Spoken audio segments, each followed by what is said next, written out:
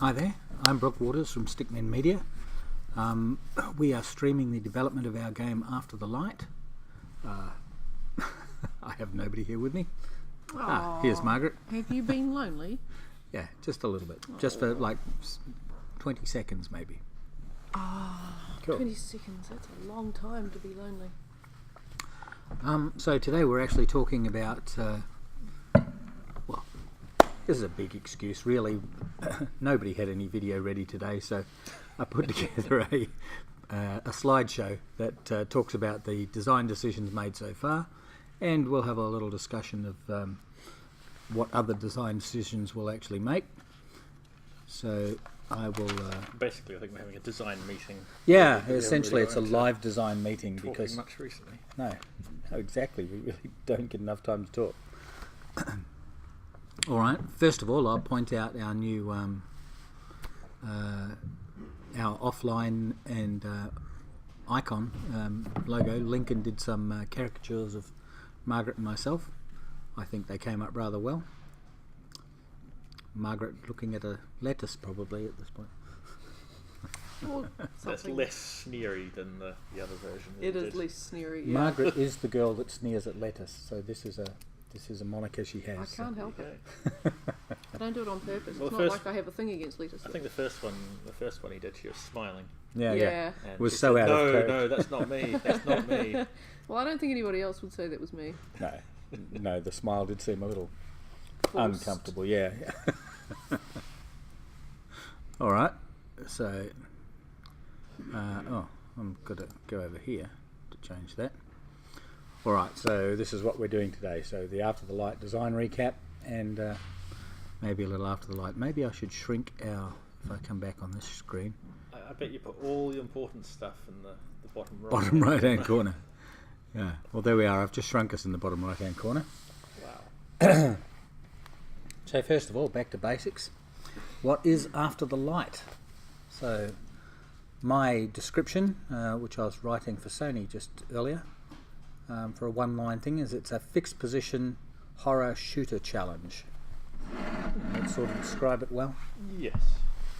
Okay, so... With reservations, I hear. Yeah, so originally, the original idea was based on the Brookhaven experiment when it was only in demo mode. So you were in a fixed position shooting at inbound zombies, and essentially our fixed position will change throughout the game as you move your way down through the catacombs. The other thing it is it's really a pilot game. If they have pilot for a TV series, I suppose this is a pilot for a series of games called The Toymaker. And it's really one chapter from the Toymaker novel.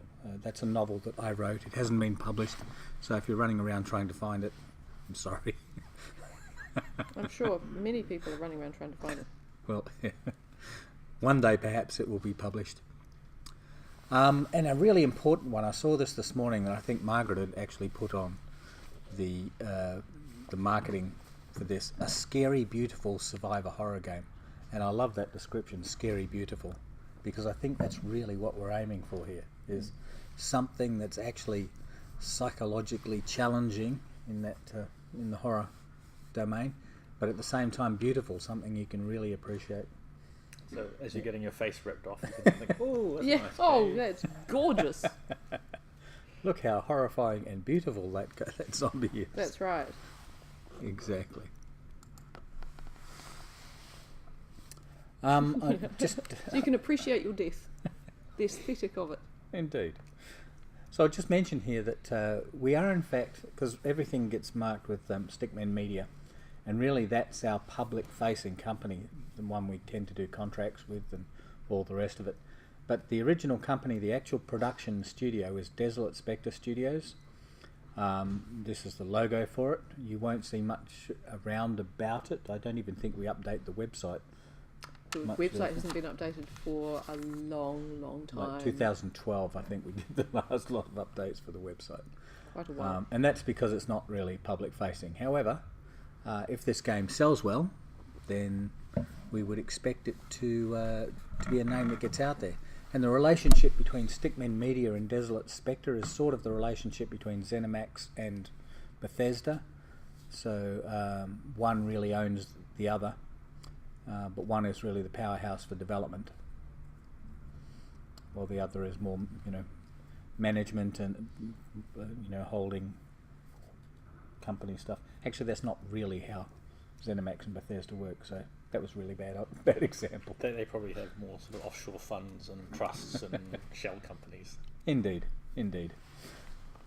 Which I'm sure we're longing to have as well. It's an aspiration. A shell. I don't even know what a shell company is, but let's have one of those. Well, collect the whole set. It's just sell shells, whatever shell companies do. All right. I'm sure that's what they do. That's just the logo for Toymaker After the Light. So we didn't really need that in there. And just to explain what the Toymaker is, I think we've already gone over it, but it's a novel series by myself. There's one novel All so by far. yourself. Yeah. All alone at night writing. Oh God. What did I set free?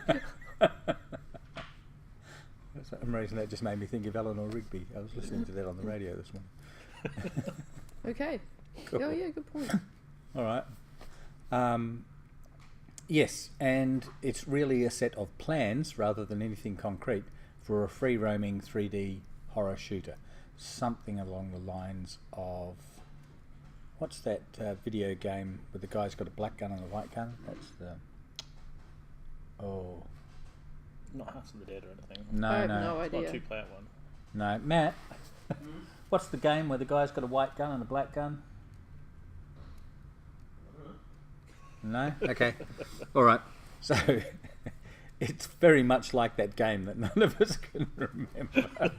There's a good start. That's very Blackadder, isn't it? There's something blue, something very blue that you've never seen. Looks like something else. What was it? What was that quote? Her eyes, because her eyes are as blue as the blue stone of Galveston. That's right. You've never was seen the blue stone of Galveston, have you, Percy? No, my lord. So, so something you have seen is only slightly less blue than something else you haven't seen. Yeah. That was Yes, the my quote. lord. Very good. Okay. It'll come to me during the... I'm sure it'll come to me during the... I'm sure nobody knows about Blackadder. Okay. I'm sure they don't. The important thing for us is we like to consider that the Toymaker is on the road to AAA. We're actually trying to get somewhere where we can do big, fantastic games. Yeah. And not be restrained by our tiny, tiny budgets. Yeah. And yes, so that will also be a scary, beautiful survival horror game. I did share this with you in case you got a chance to look at it, but you probably didn't, because I shared it with you like 15 minutes before. That would be when I was eating lunch. Very good. Yeah, so this is a scene from Toymaker, not from After the Light. So this is our sort of hero shot, where you can see the main characters. And all this is just above ground of where we actually are in After the Light, because in this cemetery, or beneath this cemetery, is a whole series of catacombs that the guy in front on his knee is going to go and explore, and that's really where the story for After the Light kicks in. So he's down there trying to get through to the halls of the dead, and blasting away at zombies with his various weapons.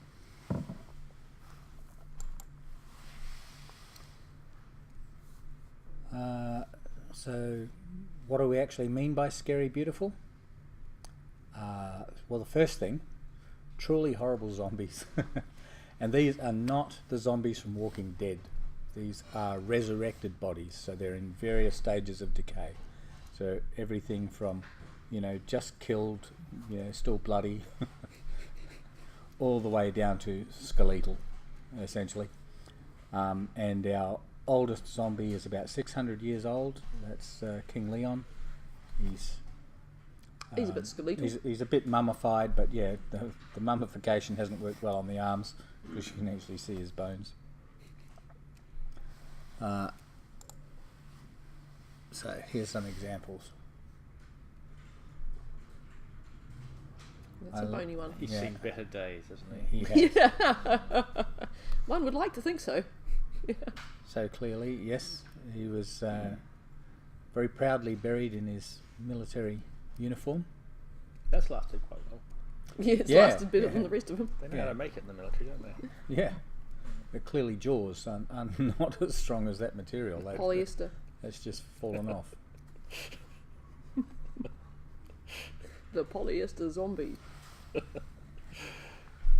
We just need one in a cheap suit now. Yeah. Cheap shiny suit. Yeah. So you've seen some of the 3D models for this. How do you think we're actually doing as far as sticking to our concept? Pretty good, actually. Yeah, I think most of the 3D stuff is...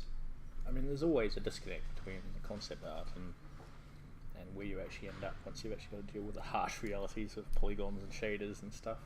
Yeah. But yeah, I think we're doing pretty well with that.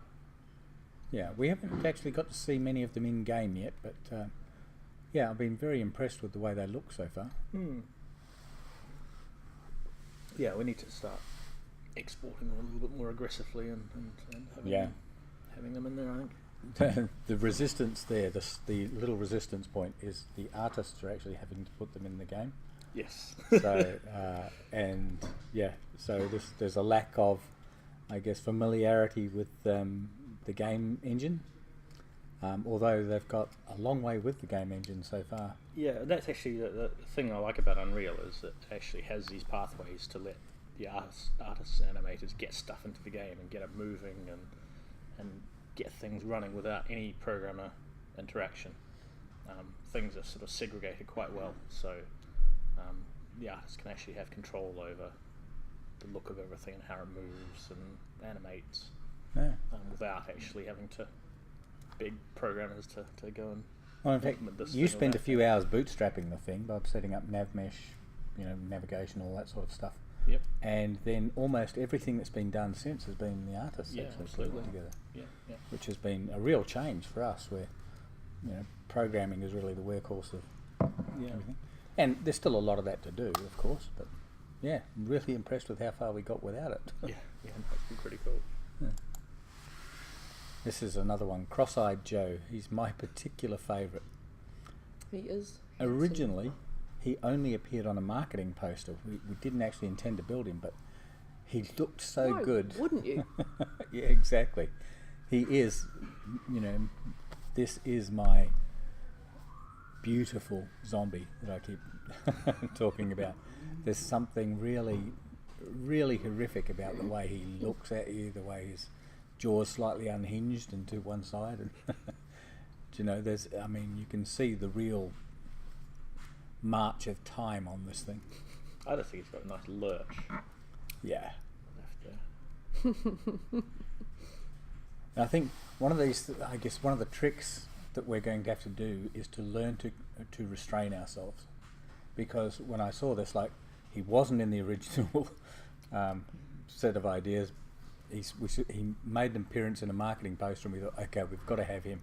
So we instantly added extra work to put him in. Oh, it's like upselling on a car, isn't it? Yeah. Oh, suddenly I need the leather seats. Yeah. Yeah. It's vitally important that you have the leather seats. That's right, and the mags. Yeah. Yep. Indeed. And now that you've mentioned the lurch, I'm thinking, we probably shouldn't just use the ordinary animation. Oh dear God. He probably should have that lurch. But anyway, I'll allow people to talk me out of that. Or perhaps we release some stuff in a I series think you'd of be more updates. likely to allow people to talk you into it. So this guy is an interesting guy. So his base mesh, in the 3D model, he really is just one of the dozen or so cannon fodder zombies that we actually have in the game. But we decided to adapt him for a special purpose. So because of the unusual features of his face, he sort of has a fleshy upper face and a bony lower face. We thought we'd make him a sniffer zombie, so one that would actually sniff to find you. Which, for me, that sort of really felt icky and a little challenging. Just, one of these things almost blind, sniffing around in the dark after you. Yeah, it's like a fuse going. Yeah. So there's, Yeah. there's a certain amount of time before it all kicks off, but you've got a little bit of breathing space to organise yourself and figure out what you're going to do. And the idea is, as a human, we can hide ourselves in the light, we can hide behind things, we can hide under things. You can't hide from something that can smell you. So he is inevitable, and it's that sense of inevitability. That's why we're using him in the timer challenge. That sense of inevitability with him that I think is the scary thing.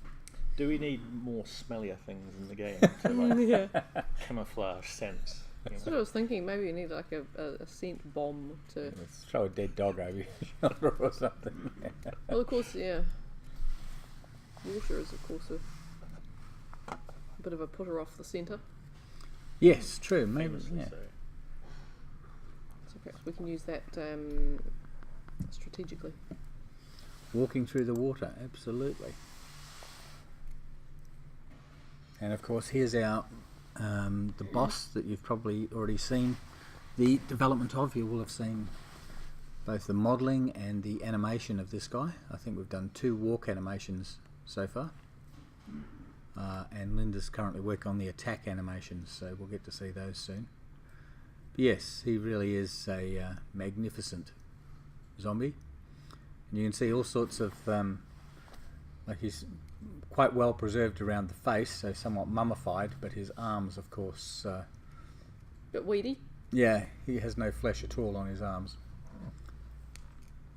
Actually, that proposes some challenges, because there are places you can see down his sleeves, so I think they're actually blanked off just inside. I think you'll just be, In shadow. panicking in the terror when he appears. I don't know, explorers, classically they like to check out everything, so they'll be peering down the sleeves. Well, we should give them Terror something or to not. see then. Sort of care label for the clothing. Yeah, exactly. Do not dry clean. It wasn't invented when this uniform was. Exactly. Cool. But We I ne- think- I mean, without trying to give too much away, there's the idea of having a lot of the final boss battle actually in the dark as well. yeah. Or using dark and light to. Actually, there's a lot of stuff. Well, we'll come to that actually. A lot of stuff on effects and lighting that we hope to make use of. So if we come back to here, the other thing we mean by scary beautiful is beautiful subterranean environments. And this is, I guess, what's been absorbing Lincoln's time for the most part, putting together the levels. So we've got some examples of those here.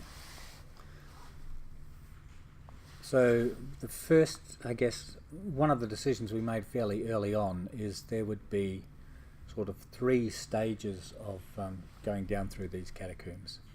And each one we wanted to have a different feel to it. We wanted to have a different set of lighting, a different sort of way the caves are laid out.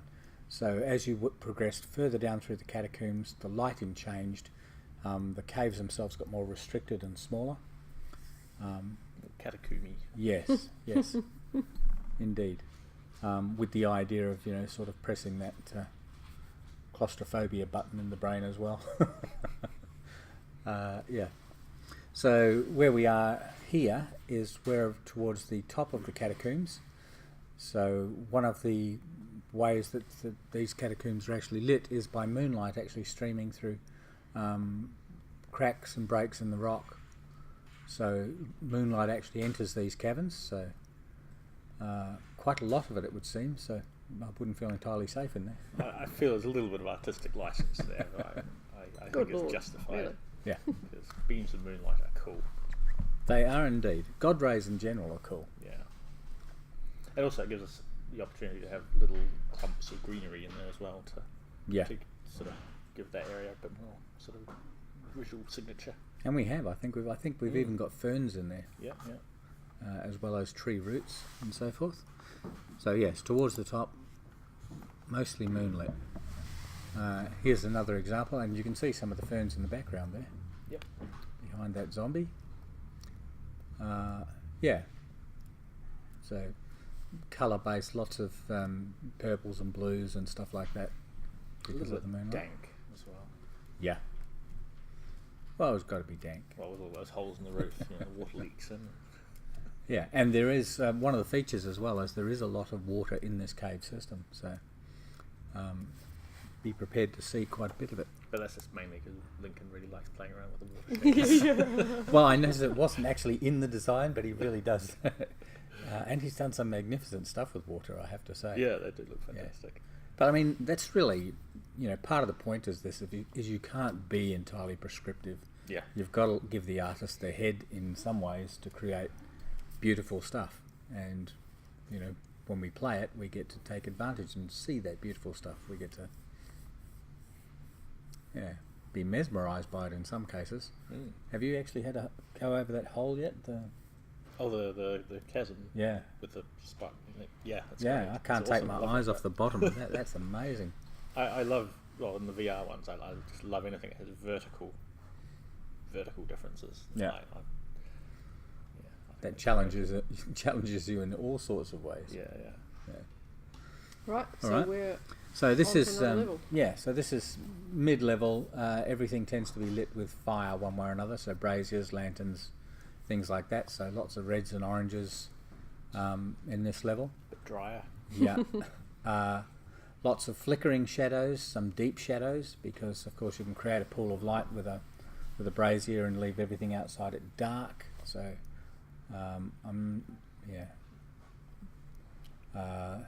Lots of nasty processor-intensive particle effect fire things. there are, I Maybe have some to optimisation say, done there. one of the nice things about Unreal is as long as you don't have too many overlapping light areas. That's with the static lights. Yeah. It's got a great system for doing the sort of static lighting stuff. But with those braziers, they move around. Yeah. They all swing, and they can be. They'll be killers. Well, yeah. I was talking with Lincoln about this, and we've got a strategy for dealing with that basically, because we've got all our levels can be sort of quite well constrained, and so the idea is we can manage the complex things in the scene. So there might just be one light in there, or there might be a waterfall or something like that, but we'll avoid the thing where we've got 20 dynamic lights and waterfalls all over the place and all that. It's Yes, something maybe we can manage artistically just through the beautiful, design, but would kill the frame rate. Yeah. And of course, we have to maintain 90 frames a second if we're going to do VR well. Yeah. So, not that this game is VR necessarily, but there will be a VR version. And of course, we're not doing two versions, so we need to keep that 90 frames a second. Well, I mean, they'll be tweaked. I mean, there's not obviously going to be differences in like how the weapons and stuff are handled and things like that. And it might come to the point where we find that Branch it. to balance it, we need to put more zombies in the 2D version or something. But that's something we can do in the framework of the actual game itself. We just have particular zombies that are tagged as only appearing in the 2D version. Yeah. That kind of thing. So we can use the same game. That's clever. Nice. All right. And of course, those flames, when you get to see them live, they've not only got the embers that sort of float up, they've actually got a heat haze behind them and smoke. Yeah, they're fantastic. And I think they've even got little embers that fall out and sort of flutter down as well. So beautifully done. Yep, and totally horrifying from a programming point of view. But actually, we rely on those things being able to swing as well. Yeah, and we can cut them down. We can optimize them quite a lot. Because we've got gameplay elements that actually rely on the fact that the braziers can actually swing backwards and forwards. They better swing then. Yeah. So, see, there may not be much programming, but when we throw you into it, it's going to be really challenging. Well, yeah, we're going to go with the Unreal flow. So we do the things that Unreal does and try and stick along that path, basically. Because Unreal does a lot of cool stuff. Actually, we should send them this slideshow. Just enroll them a little bit in our success with effects and so forth. I think they probably respond to that. Maybe. That's a good idea. Okay, so down towards the bottom of the catacombs, we've got these smaller areas that are mostly lit by bioluminescent stuff. So there's bioluminescent mushrooms and shelf fungi, there's glowworms and fireflies, all contributing to the light in here. So Fireflies live in caves? I don't know. Well, glowworms. But they do. Glowworms certainly do. This is the adult form of a glowworm. It's a firefly. Actually, I think Margaret is technically correct, but I think a little bit of artistic license and having little glowy lights flicking around is worth it. I think maybe they're just some species that exists in this particular universe. Let's we go just with need that. a zombie David Attenborough coming along and saying, no, it's all wrong. There we are. Margaret pointing out the flaws in... No, just wondering aloud. Very good. Actually, this, because you've got a mushroom in front there, it's a bit hard to see, it's a little bit dark, but that's actually a pool of water behind there. Really hard to appreciate when it's not moving. Yeah. But yeah, you get to... I can't see it at all. it's on the ground there behind the mushrooms. You see you can see the top of it, and some fireflies floating above it. But what we've actually done is we've grabbed a movie so that we can actually show this. It might even be the next slide, I'm not sure. But yeah, so this is Zone 3, bioluminescent. There is a separate sort of zone that's a boss zone after this, but for the most part this is the bottom part of the game. Yeah. Bioluminescent. Yes. Let's point that out, shall we? Yeah, go on. And interestingly, one of those mushrooms, I don't know which one, but one of them was the bane of my existence. It was I think the mushrooms were from a just an off the shelf asset pack, and one of those textures is the biggest texture. It was the biggest file in the whole game. Was the texture for that mushroom? Yeah, That's bizarre. How big was it? It was like 4096 or something. By 4096. Wow. It's just like a teeny tiny wee mushroom. So how did you Somebody how did did you that deal as a with joke. that? I think I haven't dealt with it yet. Right. It hasn't been an issue, but it's on my list of the first up against the wall when the revolution comes. Yeah. Funny. Very good. Okay, and the final thing that we mean by scary beautiful is stunning atmospheric effects. Atmos. Yeah, atmos. Indeed. So this is tried to get a close up here of fireflies. Yeah, it sort of loses something if they're not moving, I think. Yeah. Yeah, they do move. They sort of wink on and off. They look wonderful. Especially when you're in VR. They really sort of capture Still your a attention. fucking atmospheric shot though, and that's not something that I would walk through lightly if that was a real cave. No. This will be a challenge. Yeah, You probably wouldn't eat those mushrooms either. probably would not. No. I'm considering an Alice in Wonderland sort of a scenario with the mushrooms. Yeah, Fear and Loathing in Las Vegas. Yeah. One of those two, either one. I wonder if Actually, they're not Hunter S. that different, Thompson to be ever honest. saw the movie. Doesn't know, really. No, I was just trying to think. I think it came out before he died. So. Okay. Yeah, so I bet he did. But I thought Johnny Depp did a wonderful job Yeah. on that movie. Johnny Depp is a weird dude. Alright, so this is again just trying to have a look at that water actually yeah. sitting in that pond there. So the water effect I think was really impressive the first time I saw it, because it's not just the water, those ripples are actually caused by drops actually falling from the ceiling, Yeah. and just with the sound and the water rippling and the drops from the ceiling, it just looked beautiful. Yeah. Stills don't quite do it justice. No. And I could stare at it all day if there weren't zombies marching at me from other directions. They do tend to grab your attention a little bit. Okay, so here's some close-up of the fire. Actually reveals the defects in the fire. You can see the size of the actual particles and so forth, which you're not really aware of when you're playing the game. Well, you're not really aware when they're moving either. So. No. And again, so there's firefly, glowworm things in the distance there. We're actually at a corner here between one level where there's flame and the next level where it's bioluminescent, so we're sort of at an intersection. Looks very much like a face there. It does a bit. In the rocks.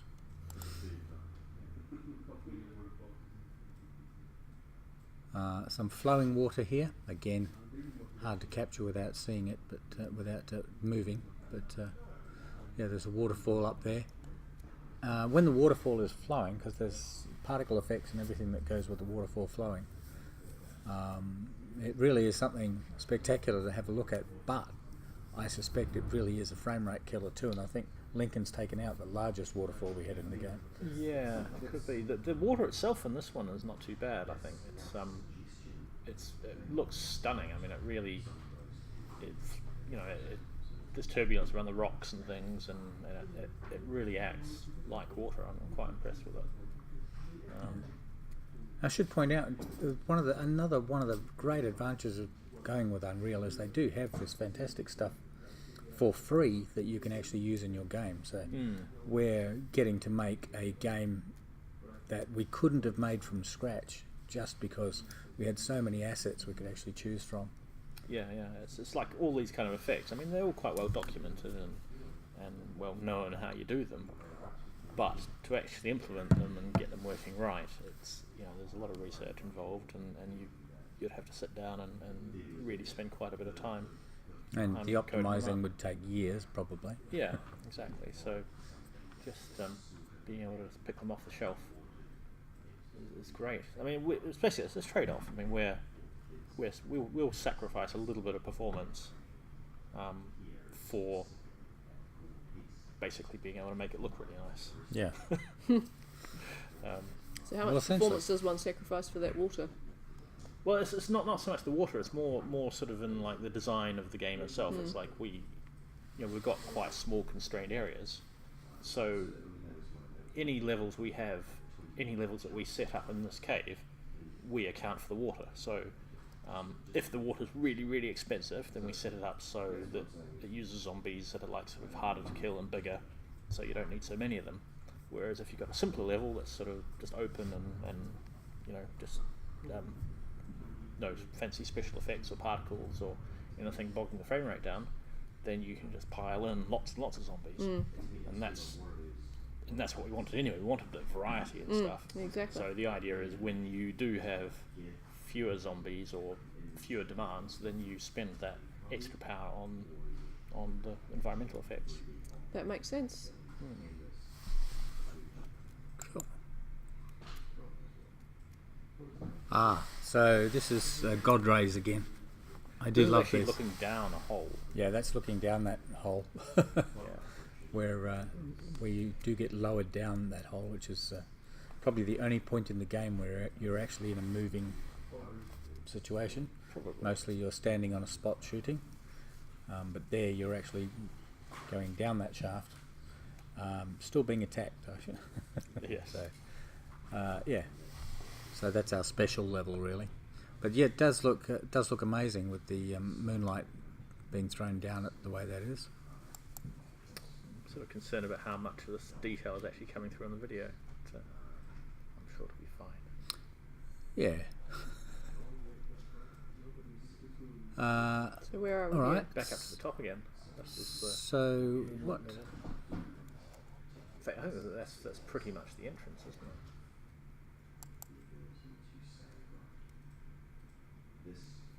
Yes. Okay.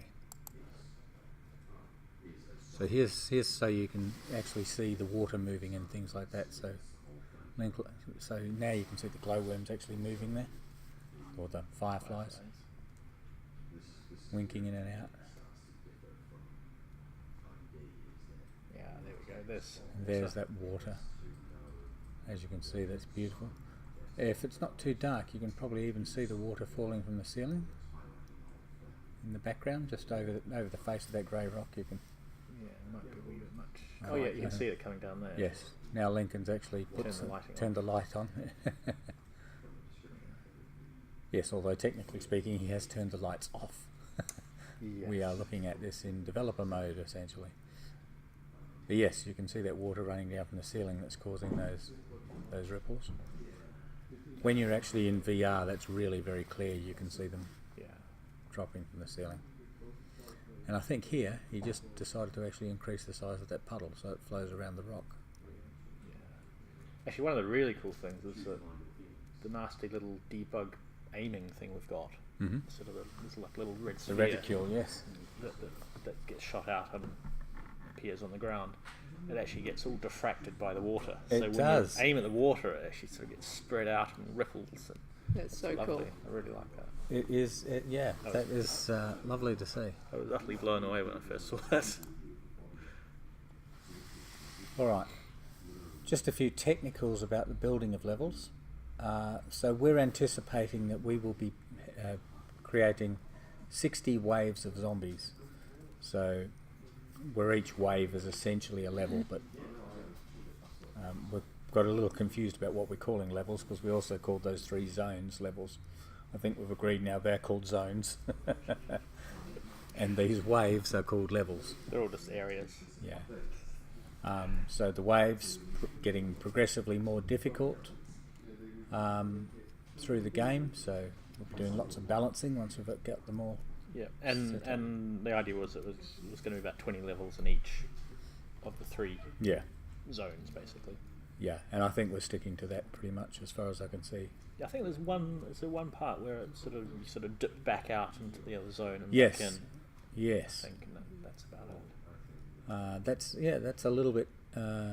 It's a little bit interesting because you visit the same area from different perspectives. So one travelling across the floor or travelling up some ramps on the left-hand side, and then travelling across rope bridges back in through that same area. Yeah, on sort of different levels.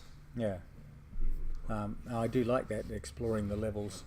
Yeah, I like that because it gives you a sense of place. You can see where you've been, and you can see where you're going.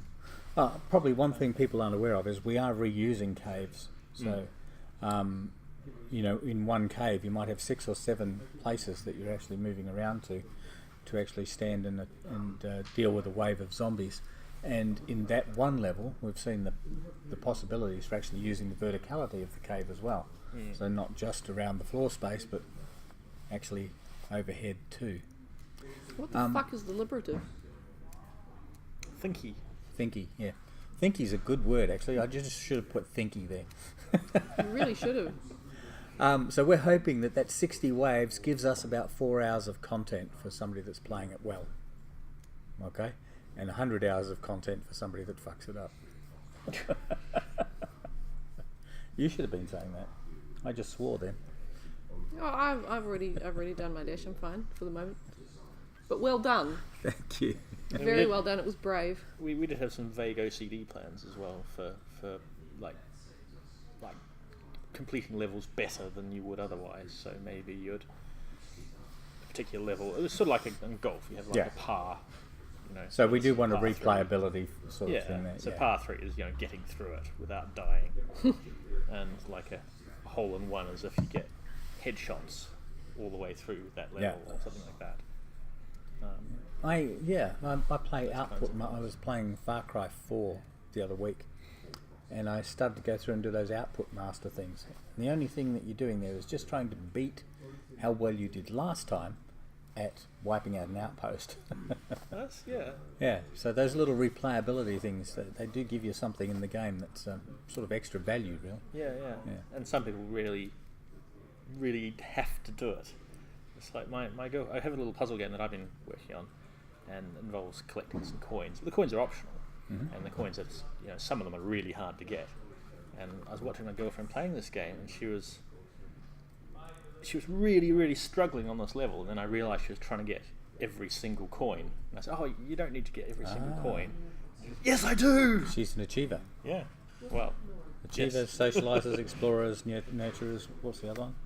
I've missed one of them. Killers. So that's Bartle's taxonomy plus one other, because he didn't have Nurturers, but I think Nurturers are a thing. Yeah, I think so. Yeah, so yeah, she's an achiever. She has to get everything in the game. I'm one of those as well. So yeah, I haven't finished a game unless I've got 100%. It's possibly achiever is possibly a slightly more positive term than I would have originally thought of. Brain fuck, OCD. So one of the other design things was that we really want to have a mixture of pace. So we want levels that are thinky, as you say, so levels where you actually you've got time to actually plan and strategize and... Practically like a puzzle game, really. Yeah. And then levels where it's all out hell, just things piling on you as fast as we can send them at you. And you're trying to just, scream and survive, essentially. And I think that's going to be one of the things that hooks people into the game, is that getting the adrenaline up and then letting your brain have a bit of a go and then getting the adrenaline up again. 90 frames a second, so that we're supporting VR. That's a pretty big technical constraint on us. What have I missed there? What other things have we decided about? Technical side. Well, I mean, it's the whole thing with controllers and trying to support a wide range of... Yes, that's probably a biggie, actually, because we're trying to support VR, but we're also trying to support traditional controller mechanisms. Trying to come up with sort of interesting and sort of novel ways to make that more exciting, I guess. We should actually play Fallout VR, so that we can actually check out the difference between Fallout as it is for the normal player and Fallout VR, and see what hints and tips we can actually get there. Not that we steal other people's ideas, but we do recycle. Inspiration. Yes, inspiration, exactly.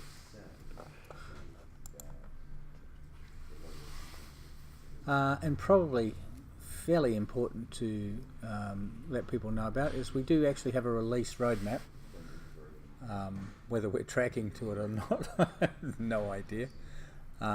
We did want a playable level available, or rather a playable demo available at the end of March, and we sort of had something, but it wasn't really what we would, we'd be cheating to call that the demo, I think. Yeah.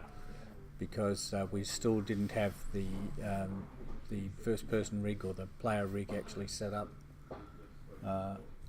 Still didn't have the music, the scoring, anything like that actually sorted out. So I suspect we're still a ways off that. So maybe the end of this month, if we can get some time on it with programming. Yeah. And I'm hoping that September, October is realistic for a release of the game. But if it's not, it will be released at some point. Yeah, well, I think we're doing pretty well for content. Yeah. Like all the art stuff, so it's really just, finding the programming time, I think. Yeah. So this was essentially my idea for the release schedule. Because we've already got our dev kits for Xbox Ones, the next release would be Xbox One. That makes sense to me. We can probably support the headsets that, the Asus headset, the Microsoft headsets, if we wanted to do VR. You can actually run Oculus stuff on them. Somebody's written a thing that lets you run Oculus stuff on them. Okay, so that actually might be easier than we thought. All right, and finally, PlayStation and PlayStation VR, which, given the other releases, so it's probably not likely to happen until February.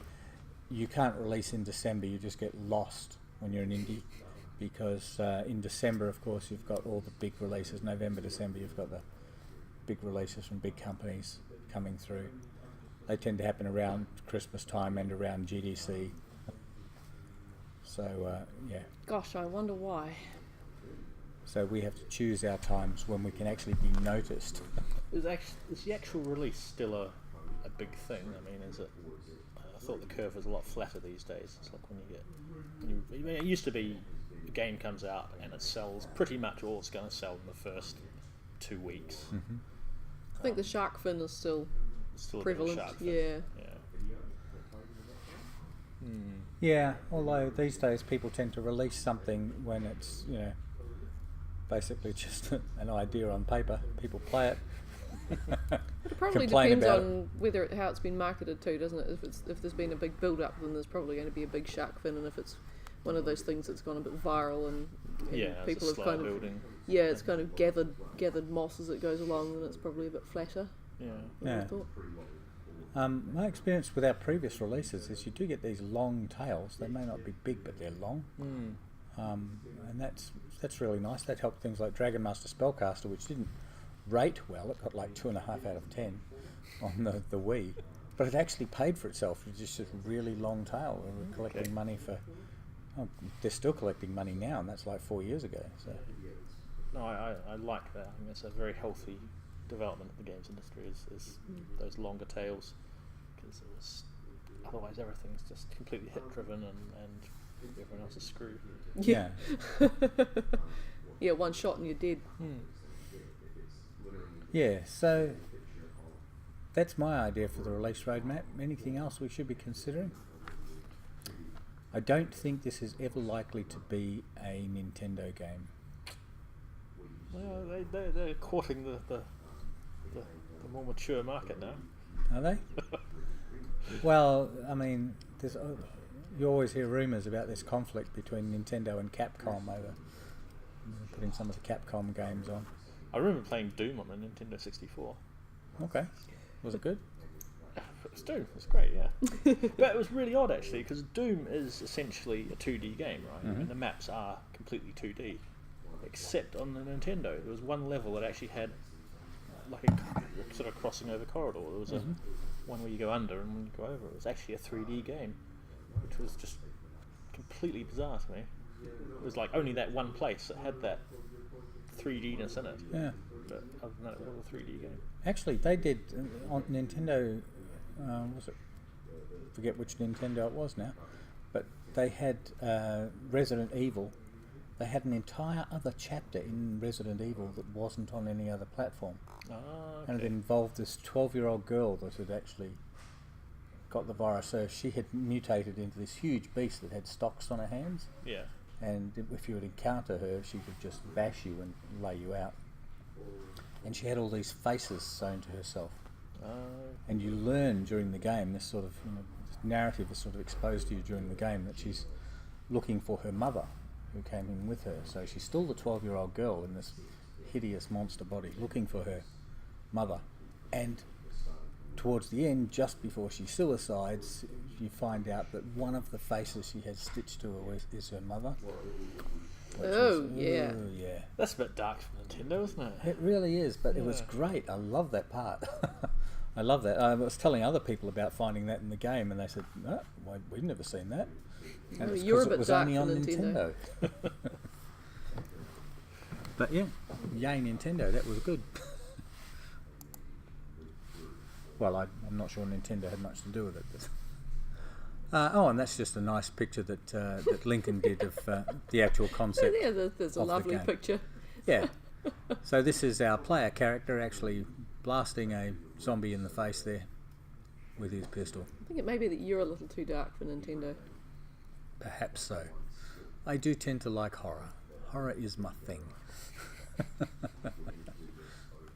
Although we will do other games over time, but I do like to explore horror. It's got lots of potential. And so many ways you can actually scare people. I mean, zombies just the current trend, really. All right.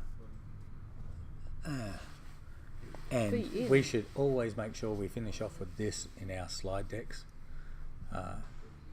So when we do this on Tuesday, the thing.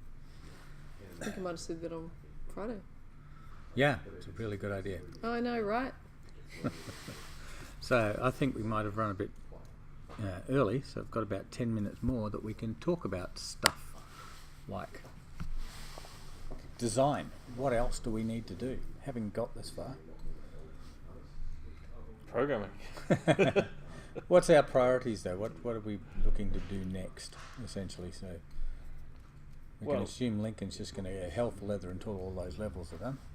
Yeah, I think the main thing is to start getting some of the zombie behaviours in. So like the different sorts of behaviours. So not just shambling toward the player, but differentiating them, getting the quick moving ones going quick, and getting the sniffer ones sniffing you out, and things like that.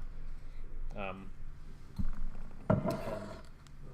yeah, I know we kind of debated a little bit, but I still want to try and do all the zombies as much as possible, sort of self-contained, consistently behaving things. So you put the sniffer zombie in, and you know he'll behave in a particular way, and you can design your level by how you place the zombies, basically.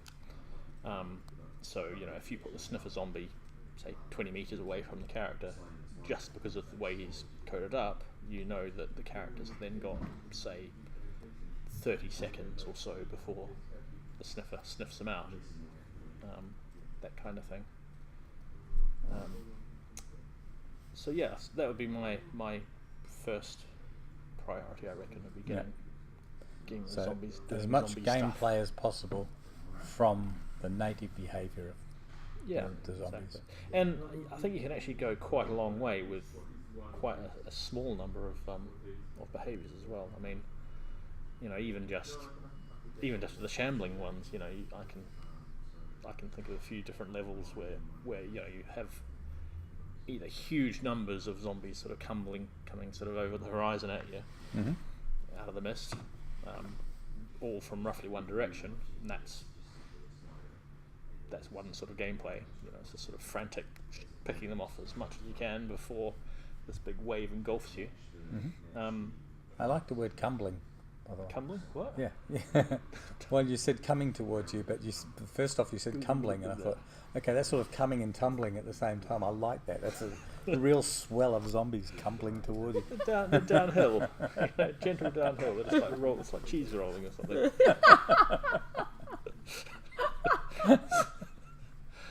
Zombie cheese roll. That'd be great. We have a cave that's brilliant, like a quite nice steep thing, and then this sort of really mouldy cheese kind of bouncing down. It's going to be really old. old. Other zombies coming down after it. That'd be great. Yeah. So anyway, That's you have some sort of reasonably open area with just this mass of zombies coming toward you, and that's very straightforward because they head toward the player and they kill the player when they get there, kind of thing. But with that same behaviour, I mean, you can then have another cave that's like, you know, crossroads. So you're at a T-junction and you could have zombies coming from 3 different directions, and the trick is really just managing, you know, keeping them all back in the right orders, really. So it's a, you know, a completely different feel, but from exactly the same behaviour. Excuse me. And, you know, once you start putting fast-moving ones in there, then you've got to prioritise, and you've got to sort of gauge, you know, is it better to shoot at the big clump of slow-moving ones, or do you need to take out those fast-moving, those sort of fewer fast-moving ones first? And I certainly agree with the strategy on let's get as much gameplay as possible just out of the natural behaviours, or the unnatural behaviours. But I still think there's going to be scripting needed in some levels to actually make that thing work. Because even if I think about the umami level, that level could actually be several different levels, you know, set up slightly differently, if you can actually script something that's going to happen. To actually trigger that off. So. But even that, I mean, the trick with that level is the zombies. You're in the shadows and you're far enough away that the main body of zombies can't see you, right? So they're just kind of aimlessly shambling around in the shadows over the other side of the area. But there's a sniffer zombie who's much closer to you, who will sniff you out in a certain amount of time. So you've got that little bit of time which decide what you do. And so the sniffer zombie takes, with your weapons, he'll take, 2 shots or something to kill? 2 shots. And between shots, he will scream his lungs out. Yes, and so as soon as you shoot him, then the rest of the zombies will start walking over, and that's so 2 shots to kill him, but you've also got a crossbow, and so if you shoot at the other zombies, then the sniffer zombie will come straight for you, and he's quite close. He'll get you because he'll hear your shot and just come straight for you. So if you're using your gun, then you either shoot the sniffer zombie and attract all the other zombies over, or you start shooting the other zombies and the sniffer zombie gets you. So you have to use a crossbow and be stealthy and basically try and pick out zombies in the distance without the sniffer zombie sort of realising, and then you can take out the sniffer zombie. Yep. And so with that, I mean, as I said, the sniffer zombie, we just set him up so that he looks like he's just sort of aimlessly sniffing around, sort of gradually coming toward you, as it were, or sniffing you out. But really, we have it set up so that we know how far away he is, how long it'll take. So if he's 20 metres away, we know that corresponds to roughly 20 seconds, say. Yep. And the zombies in the distance, their behaviour, right, we're far enough away that they can't see us. That's just, that's their abilities. They can see that far, or at that light level. But they go towards sound. So as soon as the sniffer zombie screams, they all start going toward the sniffer zombie, and when they get that far over, they'll see you, because they can see better than the sniffer. Exactly. And there's nothing. I don't think there's anything there that actually has to be like explicitly scripted. I mean, I think there might be times we want to drop something into the scene that's like a hint node somewhere that says, hey, there's a player over here, or something like that. But for a lot of this stuff, I don't think you actually need that. I think just the inherent capabilities of the zombies will be enough. And I think if we can do that, that would be really good, because when you see a zombie, you'll be able to identify what type it is, and you'll know how it reacts as a player. Yep. So even when you come to a level that's new, you'll be able to see, I've seen that zombie, I know what he does. You'll be able to strategize, essentially, because you know what's in the level. Yeah, once you've encountered a sniffer zombie, you know that he's reasonably tough, he takes a few shots to kill, and he will scream really loudly when you shoot, but he can't see very well.